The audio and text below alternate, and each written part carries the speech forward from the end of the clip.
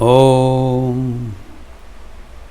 तव कथामृतं तप्तजीवनं कविभिरीडितं कल्मषापहं श्रवणमंगलं श्रीमदाततं भुवि गृह्णन्ति ये भूरिदा जनाः।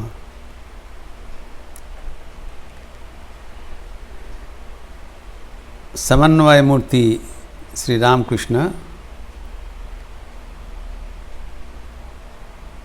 ज्ञान और भक्ति का आश्चर्य समन्वय कर रहे हैं।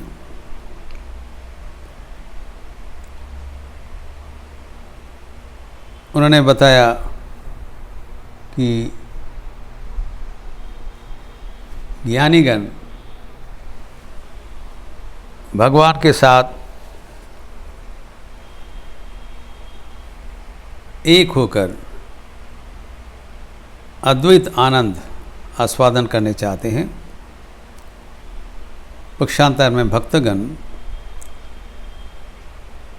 भगवान के साथ जुड़े रहते हुए भी पृथक अस्तित्व अपनाते हुए भगवान का द्वैत रस भी आस्वादन करने चाहते हैं। दोनों का अवस्था समझाने के लिए कुंभ का उदाहरण दिया। जैसे कि उपनिषद में कहा गया था, जतोदकम शुद्धे शुद्धम आसिक्तम तादृक् एव भवति एवं मुनेर्विजानत आत्मा भवति गौतम। जैसे एक बिंदु निर्मल जल राशि से प्रक्षिप्त होकर जल राशि का आकार धारण करते हैं, निश्चिन्न नहीं हो जाते हैं, उनका बिंदुत्व खत्म हो जाता है। वैसे ही आत्मा, जीवात्मा परमात्मा से मिलित होकर परमात्मा का स्वरूप प्राप्त होते हैं।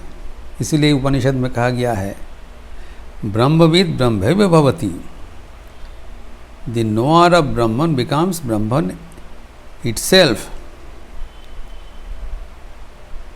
तो कोई डरने का बात नहीं है, हम खत्म हो जाएंगे, हम विनाश हो जाएगा। रुचि का बात है। तो भगवान क्या सिखाते हैं? अपना जीवन से सिखाते हैं। हुआ श्री रामकृष्ण एक ओर से ज्ञान मूर्ति, दूसरा ओर से भक्ति मूर्ति। दोनों का ही पराकाष्ठा है। उनके स्तुति में है, तमद्भुतम कच्चिद अचिंत शक्ति वंदे प्रशांतम परिपूर्ण बोधम ज्ञानश्च भक्तेश्च। ज्ञान एवं भक्ति का विशुद्ध मूर्तिम द्विमूर्तिमेकम भुवि राम कृष्ण। द्विमूर्ति है, ज्ञान मूर्ति है, फिर भक्ति मूर्ति है। The embodiment of gyan, embodiment of bhakti. तो हमारे लिए क्या संदेश है? वी मस्ट हैव लाइकवाइज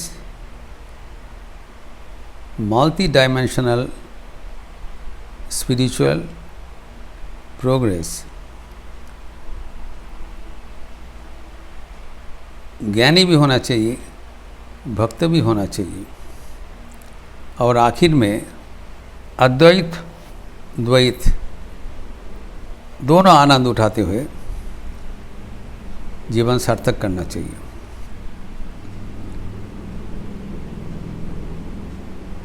तो ज्ञानी और भक्त का समन्वय साधन करने के उपरांत एक दूसरा महान समन्वय कर रहे हैं ठाकुर, संसारी भक्त एवं सन्यासी भक्त का समन्वय। It's a very very important and sensitive topic, जिसमें विशद चर्चा होना ज़रूरी है। क्योंकि ये एक अभिनव संप्रदाय है। ठाकुर का। संप्रदाय मतलब कोई सेक्ट नहीं है, एक धारा है, एक धर्म प्रवाह है, जिसमें संसारी एवं गृही दोनों ही मिलकर चलेंगे एवं दोनों ही महान है। कोई कम कोई ज़्यादा नहीं है। इससे विचित्र एक संस्कृति का प्रवर्तन हो रहा है।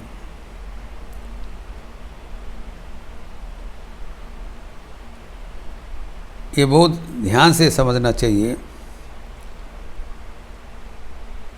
इन लोगों का आदर्श है, लक्ष्य है, इनमें साधन भी एक, लेकिन जीवन धारा अलग। Very difficult topic to understand. और इसमें हमारा सबसे अच्छा जो शिक्षा है वो बीच में स्वयं श्री रामकृष्ण विराजमान। एक ओर से आदर्श सन्यासी, दूसरे ओर से आदर्श गृही। एक ही जीवन में दोनों विपरीत धारा का संमिश्रण घटाते हुए समन्वय कर दिया। एक अनूठा जीवन है और वो हमारे सामने विराजमान है शिक्षा के लिए। सन्यासी भी उनके जीवन से सीखे, संसारी भी सीखे।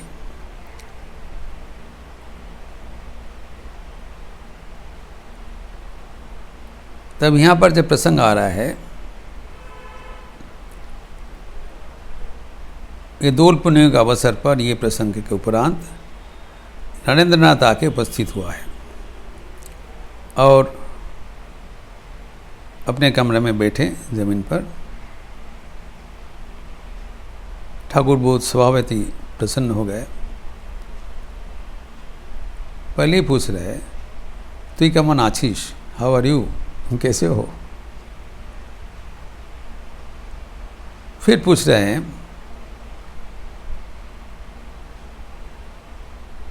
तू ना कि आजकल गिरीश घोष का बार बार जास।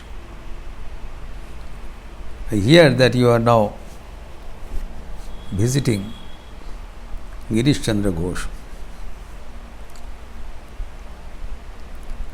पहले ही बताया, गिरीश घोष को बहुत सुख्यात किया। गिरीश घोषের মতো বিশ্বাস आंकड़े पावा जाए ना।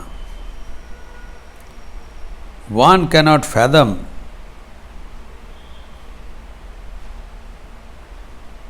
the depth of faith of Girish Chandra Ghosh. विश्वास भी है, अनुराग भी है। तो मास्टर पहले ही इसका टिप्पणी दे रहा है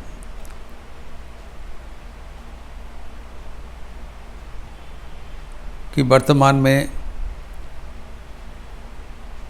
कोई भक्त जैसे देवेंद्र मजुमदार इत्यादि गिरीश घोष का घर में जाते आते रहते हैं। कारण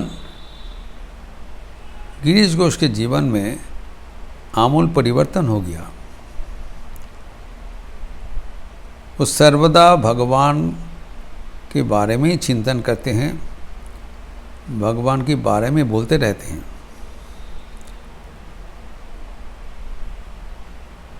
गृह भक्त बन गए एवं जो भक्तगण जाते हैं वहाँ पर भगवत प्रसंग ही होता है।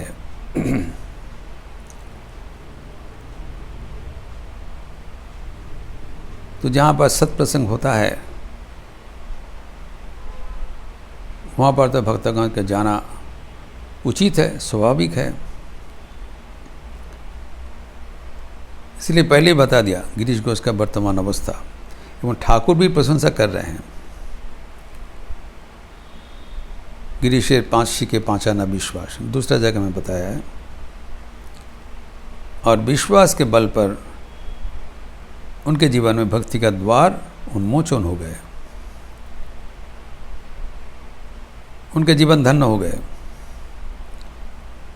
तब भी उनके घर में नरेंद्रनाथ का आना जाना ठाकुर का पसंद नहीं है। दिस इज द इम्पोर्टेंट बात, वेरी सेंसिटिव पॉइंट। और ठाकुर कहते हैं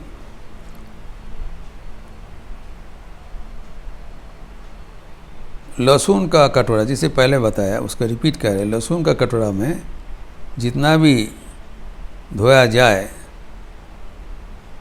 वो लहसुन का बू थोड़ा बहुत रह जाता है।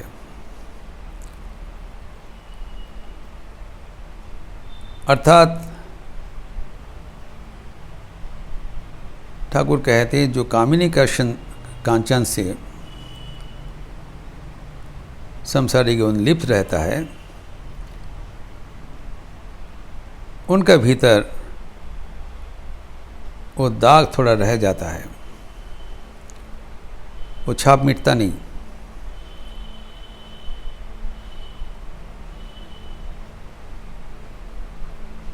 तो वो तो पहले दूसरा जीवन था, अभी तो सत्प्रसंग ही कर रहे हैं। तो हमें थोड़ा चिंतन करना चाहिए, नरेंद्रनाथ को क्यों माना कर रहे हैं। मना नहीं किया, प्रच्छन्न बता रहे हैं। ये सब दृष्टांत देते हुए बुद्धिमान बुझे लो, क्योंकि ये नरेंद्रनाथ जैसे व्यक्ति वो त्यागी भक्त है और इन लोग को आचार्य बनना पड़ेगा।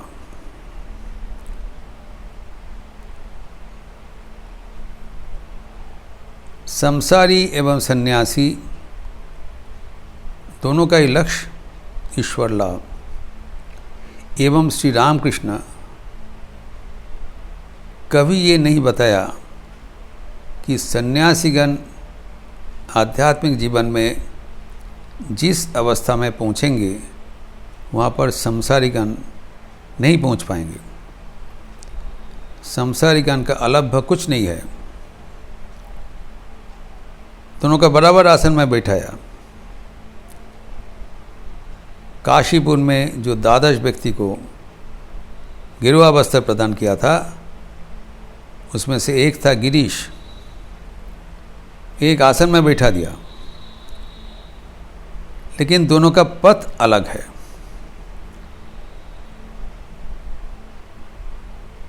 लक्ष्य एक है, साधन भी एक है, वह है त्याग। त्यागे नहीं कि अमृतत्व मानसुहु। By renunciation alone one can attain immortality. ये साधन है, गृह भी हो सन्यासी हो, उसमें कोई कॉम्प्रोमाइज़ नहीं है। लेकिन समझने का बात ही है कि दोनों का मार्ग अलग है, रास्ता अलग है, द वे इज डिफरेंट। गृही कभी सन्यासी का आदर्श नहीं बन सकता है,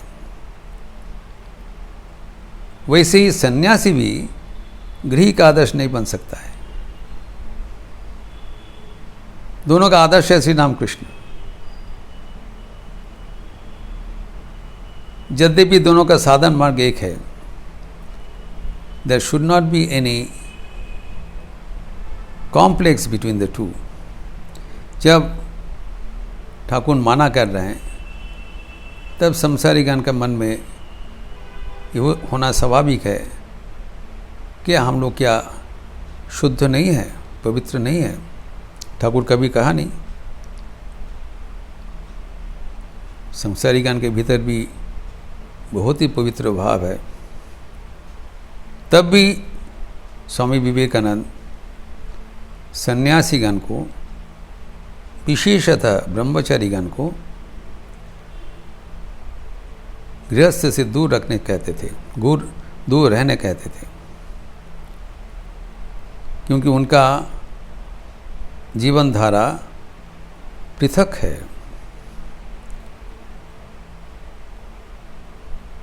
जबकि दोनों का आराध्य श्री रामकृष्ण है।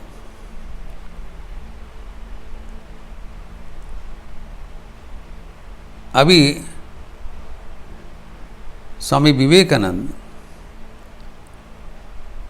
कहते हैं,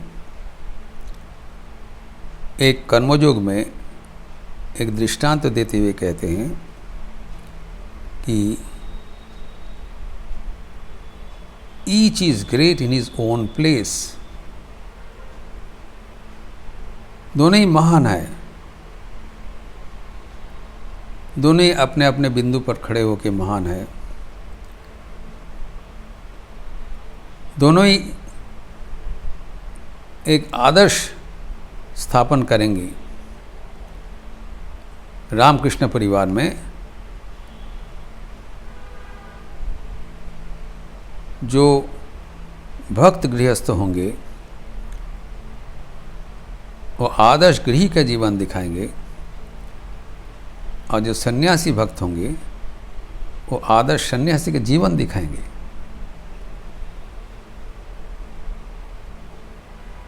एक साथ चलते हुए लेकिन एक साथ रहते हुए नहीं।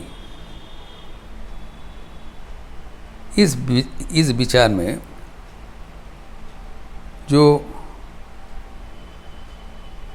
दोनों का आदर्श स्वामी विवेकानंद ने बताया, वो उदाहरण देते हुए इसका विस्तार हम अगले दिन करेंगे। ओम शांति शांति शांति। हरि ओम तत्सत्। श्री राम कृष्णार्पणमस्तु। अच्छा रहिए, स्वस्थ रहिए, आनंद में रहिए। नमस्कार।